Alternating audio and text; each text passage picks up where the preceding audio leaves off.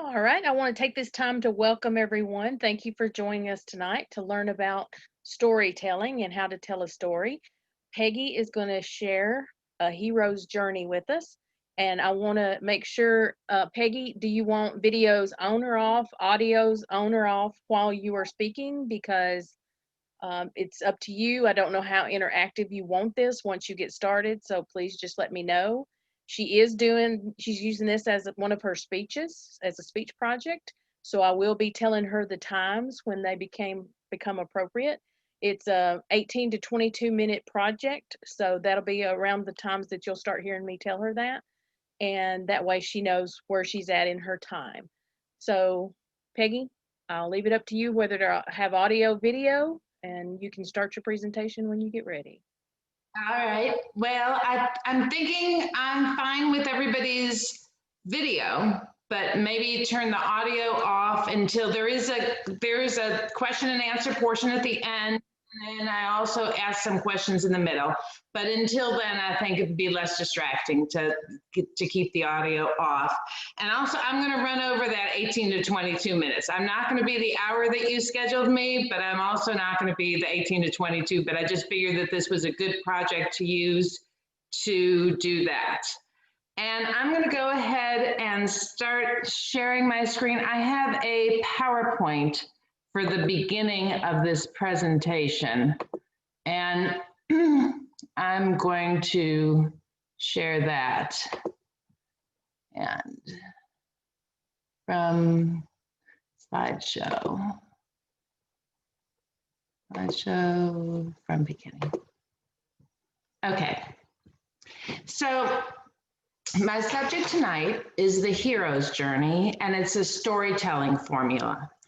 I learned this formula several years ago when I took a writer's workshop that was taught by Mary Kate Mackey, who's the author of this book, Write Better, Write Now.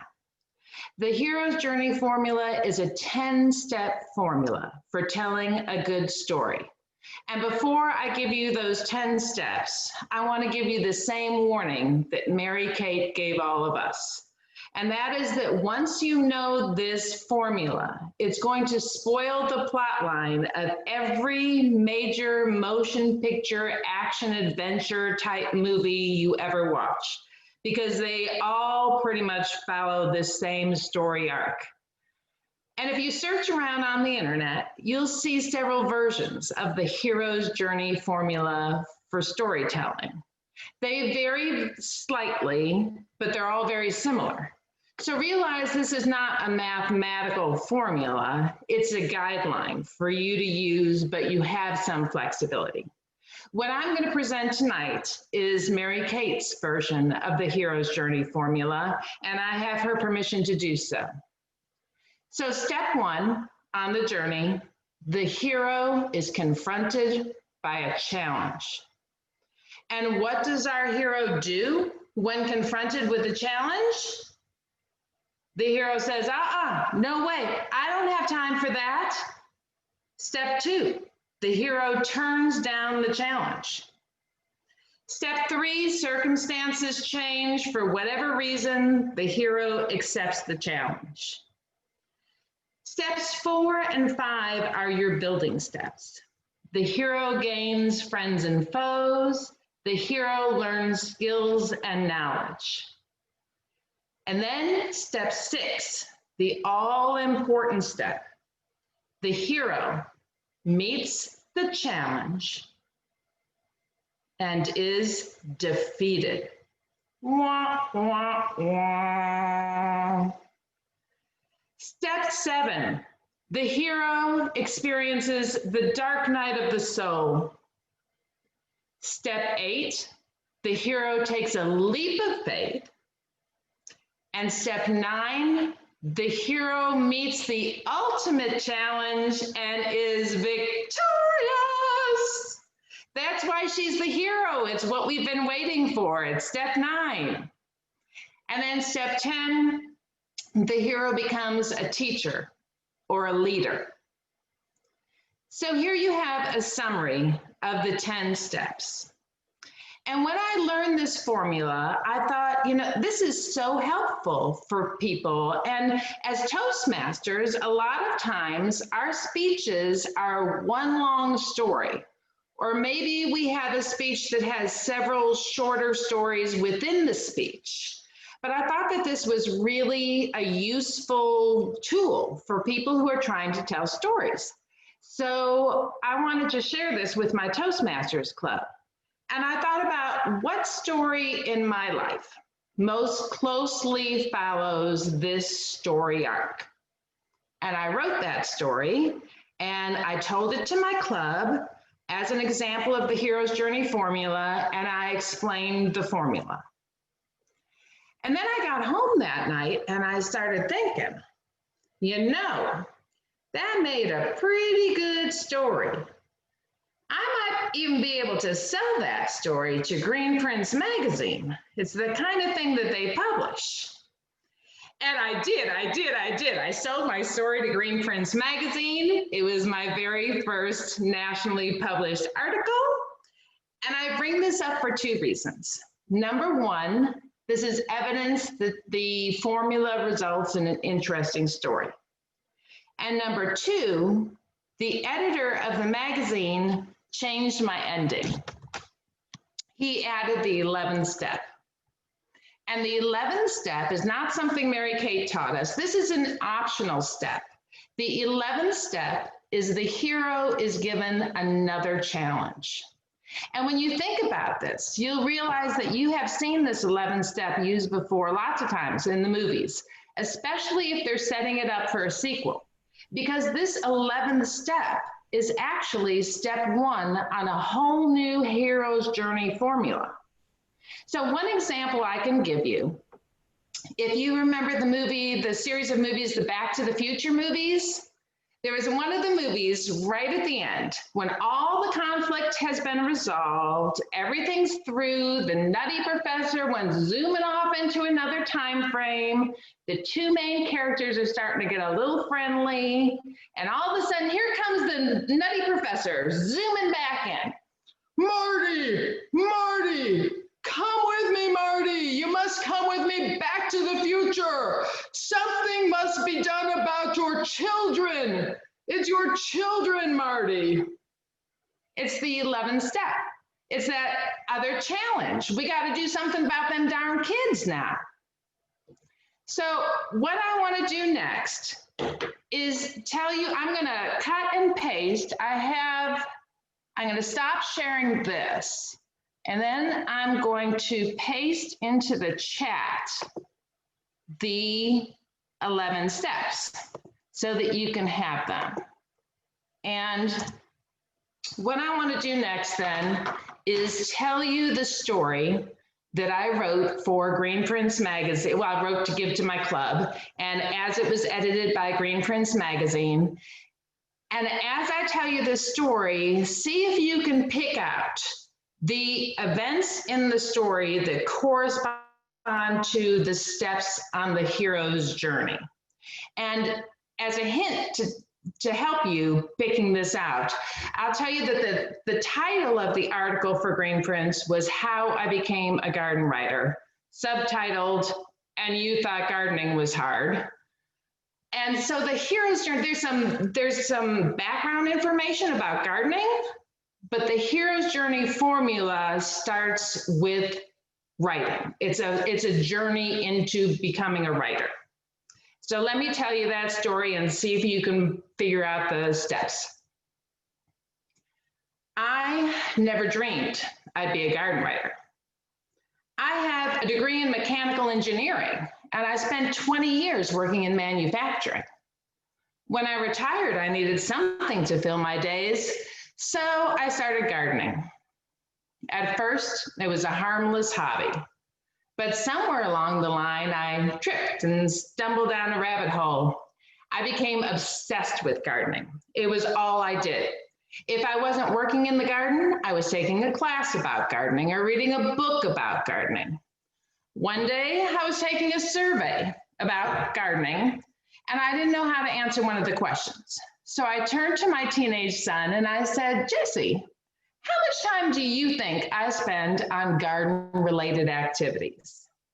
Without hesitation, he said, all of it. Well, after a few years of gardening like a crazy person, my yard looked pretty good. I thought it might be good enough to be in a magazine. Maybe not Southern Living, but I had a shot at Alabama Gardener magazine. So I took pictures and I emailed the editor. When I called to follow up, she said that, yes, my garden was beautiful. They would love to feature it in the magazine. Could I have the article written in time for the April issue? I told her no, she misunderstood me. I'm not a writer. This article was important to me. I wanted it to be good. I wanted them to send one of their professional writers to come interview me and write the article, preferably their very best writer. Well, she said they didn't have anyone in my area of the state, and if I wanted my article in the magazine, I would have to write it myself. Reluctantly, very reluctantly, I agreed. Oh my gosh, I worked so hard on that article. I probably spent 60 hours on my first draft. And then I asked my sister Pat to take a look at it. Now, Pat is not your run-of-the-mill sister. You might know her as Patricia Reedy, the famous author whose books have been on the science fiction bestseller list. Well, Pat didn't tell me that my article was terrible. She just said it rambled and lacked a theme. But she gave me ideas on how to fix it. I spent another 40 hours on the rewrite before I turned it in and waited on pins and needles. Well, the magazine never really gave me any feedback on that first article, but they asked me to write a hot plant article. And then they asked me to write another one. Now, I'm the kind of person that if I'm going to do something like that, if I'm going to write articles that other people are going to read, they're going to be the best dang articles I can possibly write. I joined an organization called the Garden Writers Association, and I took one of their seminars taught by a Pulitzer Prize winning author. In one weekend, my writing skills improved dramatically. I was given the hot plant assignment on a regular basis and wrote one for every issue. I wrote garden profile articles on my friends' gardens and various other things. I wrote a tablescaping article, and not only did they run it in Alabama, they ran it in 9 states regionally. They say that practice makes perfect, and I could tell I was getting a little better all the time.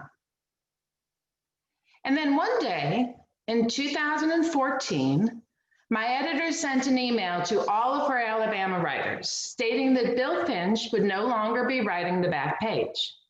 And she wanted to know who was interested in taking that over. Me, oh me, give it to me, give it. Oh my gosh, the back page is a prestigious assignment. People normally open a magazine and they read the back page first. It's their very first impression of the whole magazine. Editors typically give that assignment to their very best writers. The more I thought about it, the more I realized I wasn't good enough for that. I wasn't even a real writer.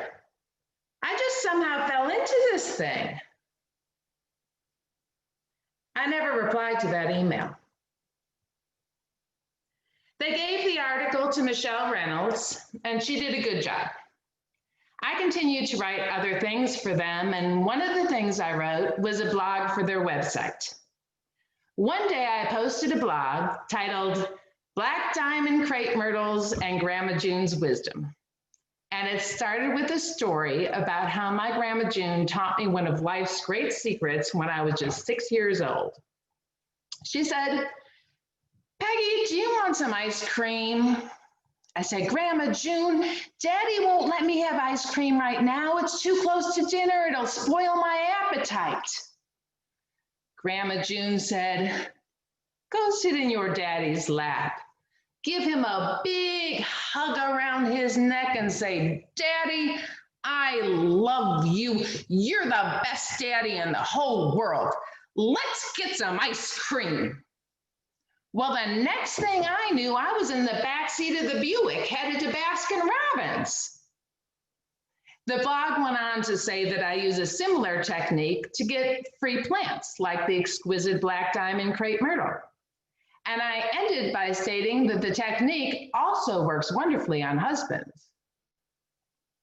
Well, my editor read that post and she loved it. She called me to say that it was exactly the type of writing that they wanted for the back page. And she asked me if I would split the assignment with Michelle.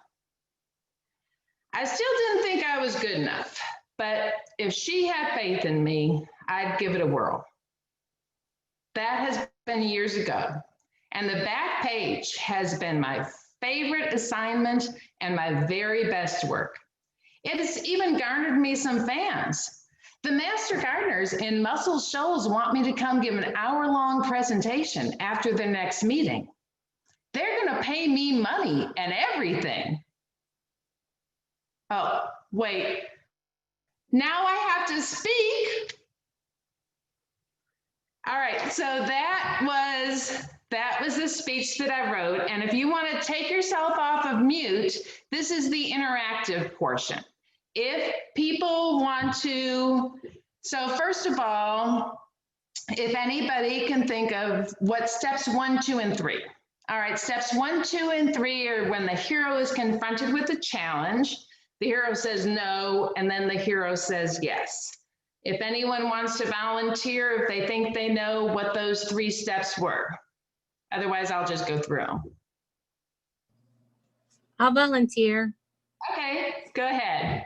All right, so this is Natasha. The challenge was presented to write on the back page.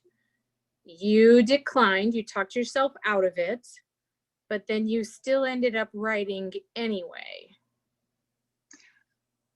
Well, does anybody else have a guess about what those things are part of the one of the 10 steps, but they're not steps 1, 2, 3. Does anybody know what steps 1, 2, 3 were? They were earlier in the story. This is Todd from Montgomery Toastmasters. Can I try? Yes. This was when you wanted the article written and you wanted a reporter sent, and they said, no, you needed to write the article, and you turned down the write and asked for the reporter to be sent, and then decided to write the article. Exactly. Yes, that's it, Todd. The steps 1, 2, and 3 were in that. The very first, my first challenge was, she said, can you have the article done in time for the April issue? And I say, no, I'm not a writer. That's the challenge is, will you write the article? I say, no, I won't write the article. She tells me it can't be in the paper unless I do. So reluctantly, I agree. That's steps 1, 2, 3. And then 4 and 5, the building steps. Anybody have ideas about what an example of what was part of the building steps? I'll answer. I think one of them was definitely when you asked your son, I believe you said, for some advice or some help. That's at least one. Somebody else can pick up after me. And I think maybe you mean my sister, when I asked my sister to help me with that article, and I say she's a well-known author. So yes, she is definitely one of my, it's the gathering of friends and foes. She is definitely one of my friends, one of the people who helps me. This is Tracy, a member of your club. Hi, Tracy. And hey, gathering skills and knowledge could be when you took the course. Yes. From your Pulitzer Prize winning author. Yes, that's it. And then another example would be just the practice, just writing articles. I say practice makes perfect, and I could tell I was getting a little better. So those are all my building steps. And then step 6, the big defeat. The big defeat is when I want to write the back page, but I don't answer that email. I defeat myself. That's my defeat. That's the huge defeat in this story, is that I don't even try. And in my story, that step 7, the dark night of the soul, I think in my story, I told you have a little leeway with this. In my story, that happens before step 6, and it's what causes step 6. The dark night of the soul is when I don't think I'm good enough. I don't even try. I don't even give it a shot. I don't answer the email. That's my step 6 and 7. And then the step 8, the leap of faith, that's when the editor asks me if I'll split the assignment. And I say yes. The saying yes is the leap of faith. And I even wrote it into the article. I wrote it, I still didn't think I was good enough, but if she had faith in me, I would give it a whirl. Giving it a whirl is taking a leap of faith. And then steps, the victory, I say that the back page is my favorite assignment. It's my best work, and it's garnered me fans. I don't know how else to describe a writing victory. There you go. Other than winning an award, I think that's writing victory. And then step 10, I have to go talk to the master gardeners. I'm going to give them a presentation. And step 11, I have to go talk to the master gardeners. So there you have one example of how you can use this formula to write a story. And what I did to write that story is I told you, I thought of a story that had that little wiggle at the beginning, the steps 1, 2, 3 at the beginning, and it needs a big step 6 at the middle. And if you have a story like that, that has those things, you can probably find your steps 4 and 5 and your 7s and 8s and 9s, and you can write your steps, and that's your outline, and then you write your story. So I'm going to tell you just the outline. I've used this formula to write other stories. And I'm just going to tell you briefly the 10 steps, the outline of a different story, so you can see how this would apply to something else. And I wrote this story for a spring issue of the Lakeside Living magazine. It's a story about how I created my own garden. And step 1, the challenge was we built our lake house. Will I garden? Step 2, no, I will not garden. The weekends are for playing at the lake, not working in the garden.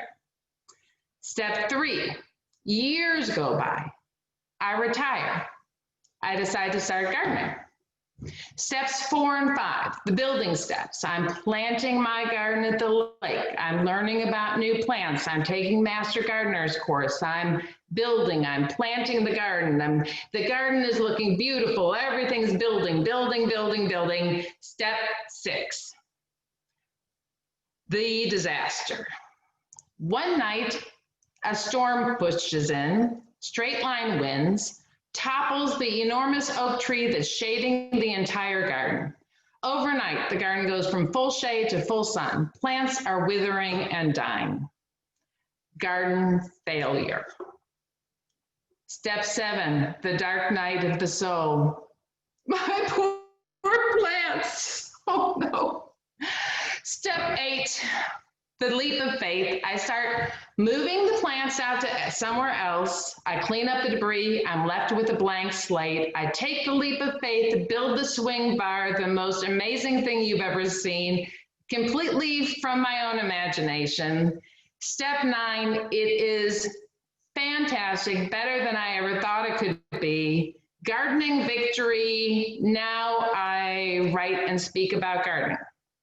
So there you have a completely different story, kind of told with that same outline, that same hero's journey formula. And one thing I'd like to point out is that the timeline on those 2 different stories were completely different.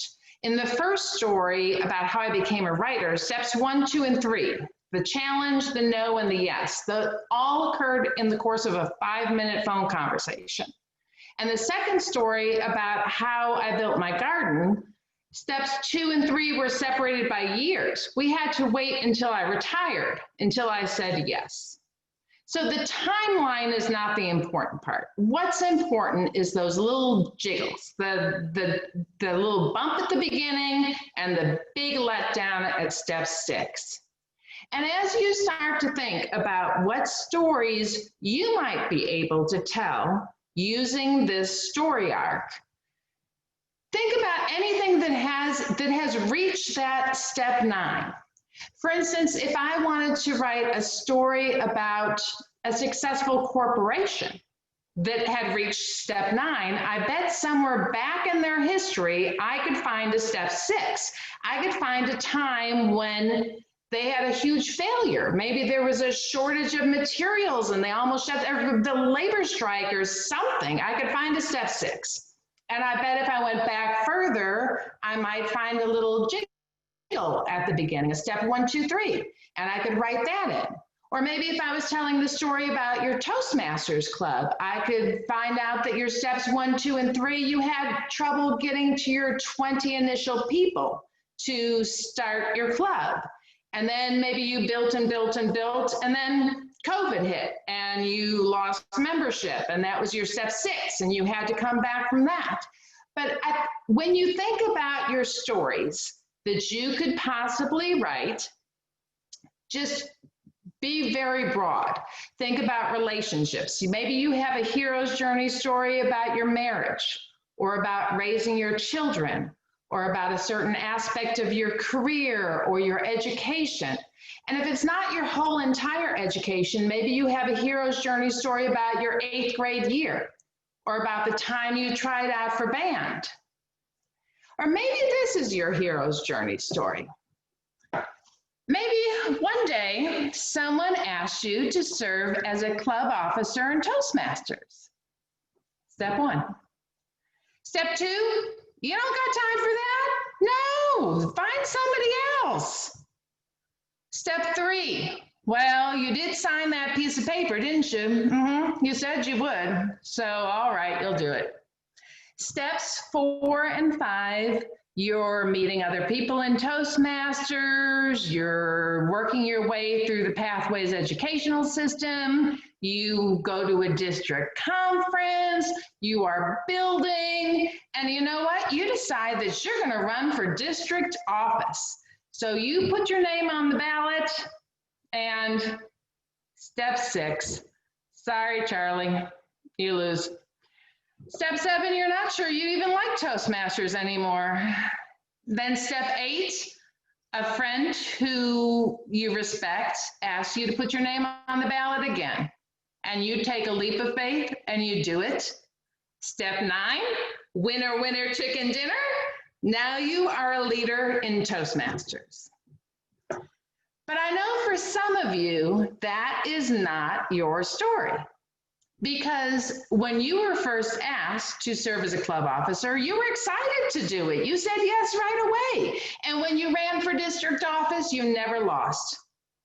Well, that's not to say that that's not a good story, but it's not a hero's journey story. What you have there is a lovely little rags to riches story. That is a nice story, and maybe you have some details that you could tell it that way. But I want to give you this warning, is that don't take your lovely little rags to riches stories and try and shove them into the hero's journey mold. If the biggest catastrophe, step 6 you can come up with is you spilled coffee on your shirt that morning, that's not going to be a hero's journey story. Don't try and tell it like I want. Tell it with a different story arc. And my other warning that I will give you is kind of the converse of that. And that is, don't tell your wonderful hero journey stories as if they were simply rags to riches.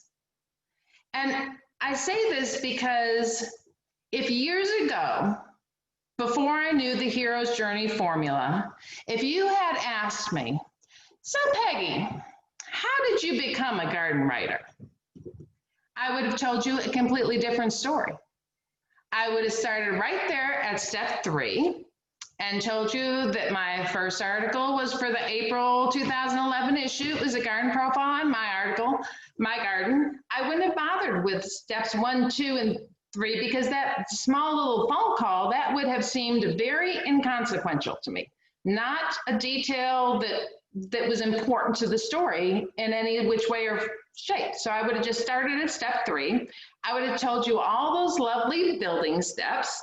You know, Pat helped me and I took the seminar and I learned new things and I got assignments and I'm doing great and I'm building and I'm building. And then I get to step 6. Well, I would have just skipped over that part. I would have never mentioned that. Why would I tell you step 6? I mean, that's kind of embarrassing, but it does not paint me in a very flattering light, does it?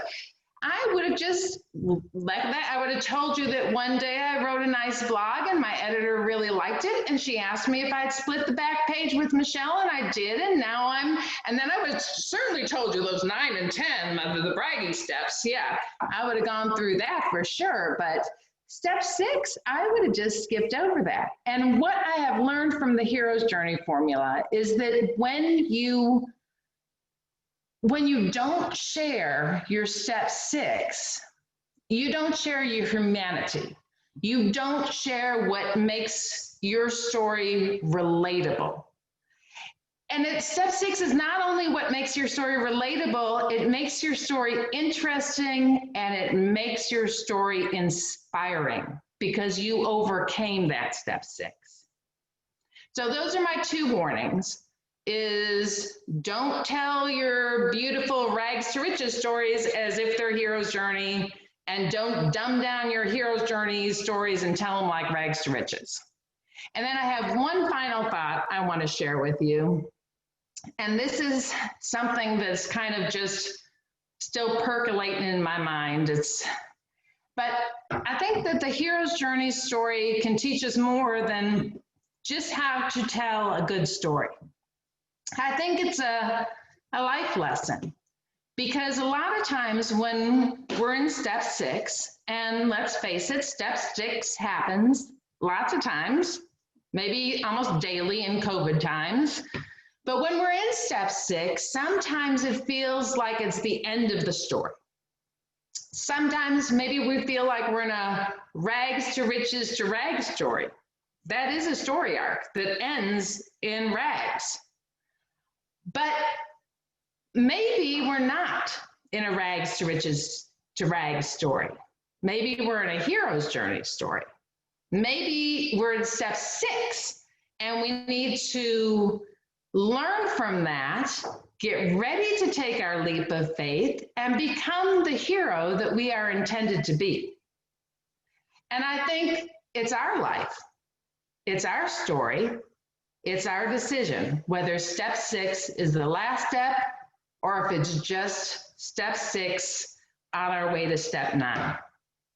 So that was my final thought. And I thank you all so much for your attention. And if anyone has any questions, I'd be happy to try and answer them. Hey, Peggy, this is Tracy again. It's not a question, but years ago when I was taking a playwriting class, we were talking about what's the inciting incident, what starts things moving. And there was a big discussion, the fact that, like you did for your step 6, when you chose not to respond to the email or to the call, the inciting incident absolutely can be non-action because you're deciding not to do something, and we don't think about that. So that was really a good reminder that it's a decision, even if we're choosing not to do it. Thank you. That's a great insight, Tracy. Thank you for that. Hey, it's Brendan. Hey, Brandon. Hey, that was great. Thank you. I have a question for you. Mhm. In your alternate story, the oak tree falling in the garden story, describe step 10 again, which is hero becomes a teacher or a leader. And then what was your 11 for that story? What was the challenge after the oak tree? But the step 11 is an optional step. So that particular story did not have a step 11. And really, when I wrote that first story for the Green Prince magazine, I wrote it without the step 11. It was the editor who put the step 11 in there. He added that, and I really liked that new ending. But step 11 is not necessary. It is an optional step, but I have seen it used a lot. Have you used it yourself? No, not yet. Did that upset you when he assigned 11 to your personal story? No, because, and I was wondering if people would think this, because I liked it. If I'd hated it, then it would have upset me. But I really love the new ending. And the thing is, Pat's a friend of mine, so it would have been really bad if I would have not liked the ending that he did. But I did enjoy the ending. All right, thank you. Hey, Peggy, this is Todd. Hey, Todd. One, I was wondering if I won the Black Diamond Crepe Myrtle for answering the question correctly. Not that I would know what to do with it, but I was thinking about what you talked about with the hero's journey and like comparing it to movies and, you know, how several movies follow the journey. And I really think about step 2. And is that something that can be taken away, that the hero accepts the challenge and then starts to build, doesn't have to turn down the challenge in the beginning? And I thought of it, I went to like Raiders of the Lost Ark. You know, they come to Indiana Jones, they say that the Nazis are searching for the Ark, and he says, let's go. You know, he doesn't turn it away, he, you know, goes, and then he does follow that. He builds up, he has a defeat and does something like that. So I was wondering your thoughts on that. Yes, and I think that I have seen that in the movies sometimes, to where they don't have the little wiggle at the beginning, to where the hero accepts the challenge right away and goes with it.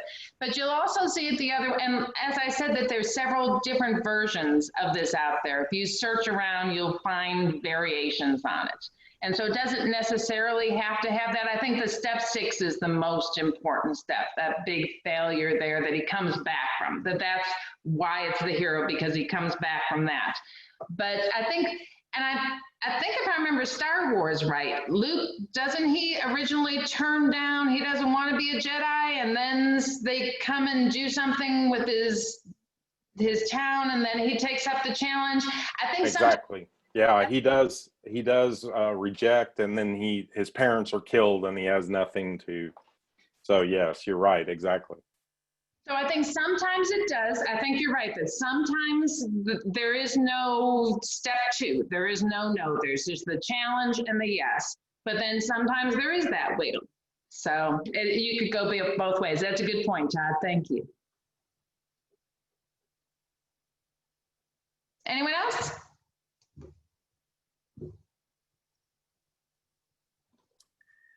Thank you. Most delightful presentation. Very inspiring.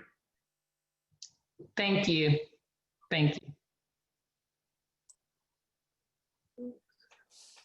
Thank you very much, Peggy, for sharing that with us. I know there's been a lot of comments in the chat, and there were people asking, I think they might have come on a little later and didn't get to see your PowerPoint, so I posted your steps in there. And then what I'll do when we send the recording out, they'll be able to watch it again full length if they choose to, and that they can see your examples again and see how they can make those work. Does anybody else have any other questions for Peggy before we give her a round of applause? Great story. I've become a member of the Military Writers Association. If you've seen the movie Hacksaw Ridge, there was a reference to the 96th Infantry Division. That was the group of soldiers that Desmond Doss's unit met on the road in Okinawa, battle worn and weary. My father was a platoon sergeant in the 96th Infantry Division, fought in Leyte in Okinawa. So I wrote up his memoirs. You can read them online. And my intention is to put them and add to them and put them in a book form. Would it be possible to have your email, would your email address be available to possibly correspond? Sure. I will put it in the chat for anyone who wants to get in touch with me. If you have any questions or anything. Thank you. Easy. Yeah, I'm happy to.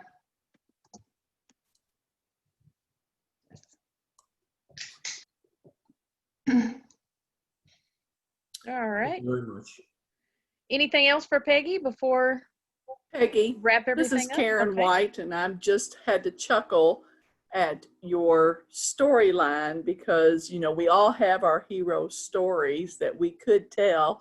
And I almost felt like you were telling mine because I am also a master gardener and I do go out and do public speaking, you know, as part of the Master Gardener Speaker Bureau. And I was asked by Muscle Shoals to come up and speak to him, and I turned them down. Because it was too far to drive. I'm way down here at the Gulf of Mexico, and I just said, I cannot drive that far for a speaking engagement. So I had to just tell you that that was funny that you were telling my story, except you went on to speak there, and I am still at that refusal stage. Well, go ahead. One of these days when you're in the area, they're a lovely group of people. Well, all garden clubs are very lovely groups to speak to. And if I could encourage Toastmasters across the state, if they want to enhance their skills, go to a garden club. You will not be disappointed.